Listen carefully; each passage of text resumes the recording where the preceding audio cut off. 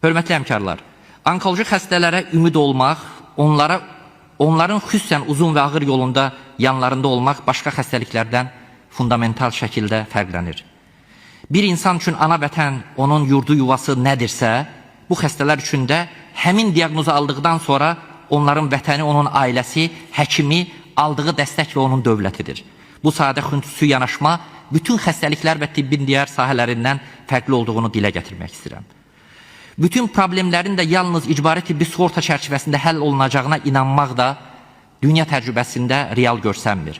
Çünki dünyada aparıcı ölkələrdə də görsənir ki, icbari tibbi sığorta nə qədər yüksək səviyyədə tətbiq olunsa da, dövlət proqramlarının xüsusən xüsusi sahələr üzrə daha da inkişaf etdirilməsi həmin sahənin inkişafına və həmin problemlərin həllində xüsusi bir yer alır. Ona görə də hal-hazırda ölkəmizdə onkoloji xəstələrin müalicəsi üçün potensialı yüksək maddi texniki bazası mövcud.